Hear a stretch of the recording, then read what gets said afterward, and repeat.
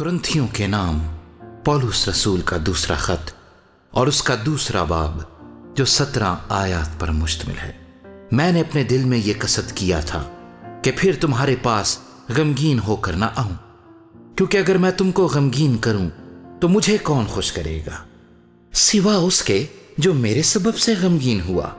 और मैंने तुमको वही बात लिखी थी ताकि ऐसा ना हो कि मुझे आकर जिनसे खुश होना चाहिए था मैं उनके सबब से गमगीन हूं, क्योंकि मुझे तुम सब पर इस बात का भरोसा है कि जो मेरी खुशी है वही तुम सबकी है। क्योंकि मैंने बड़ी मुसीबत और दिलगीरी की हालत में बहुत से आंसू बहा बहा कर तुमको लिखा था, लेकिन इस वास्ते नहीं कि तुमको गम हो, बल्कि इस वास्ते कि तुम उस बड़ी मोहब्बत को मालूम करो जो मुझे तुमसे है। और अगर कोई शख्स गम का बायस हुआ है तो मेरे ही गम का नहीं, बल्कि ताकि उस पर ज्यादा सख्ती ना करूं, किसी कदर तुम सबके गम का बायस हुआ।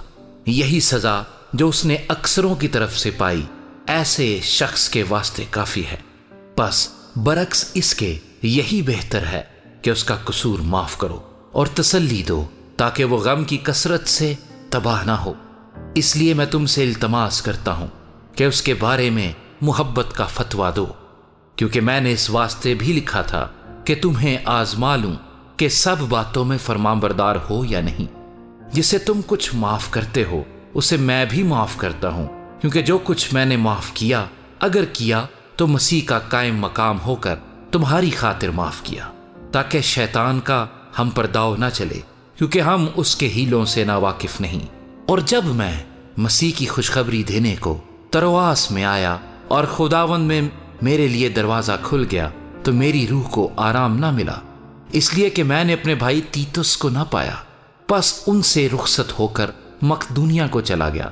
मगर खुदा का शुक्र है जो मसीह में हमको हमेशा असीरों की तरह गश्त कराता है और अपने इल्म की खुशबू हमारे वसीले से हर जगह फैलाता है, क्योंकि हम खुदा के नजदीक निजात पाने वालों और हलाक होने वालों दोनों के लिए मसीह की खुशबू हैं। बाज के वास्ते तो मरने के लिए मौत की बू और बाज के वास्ते जीने के लिए जिंदगी की बू हैं। और कौन इन बातों के लायक है? क्योंकि हम उन बहुत लोगों की मानिंद नहीं जो खुदा के कलाम में आमेजिश करते हैं, बल्कि दिल की सफाई से और खुदा की तरफ से खुदा को हाजिर जानकर मसीह में बोलते हैं।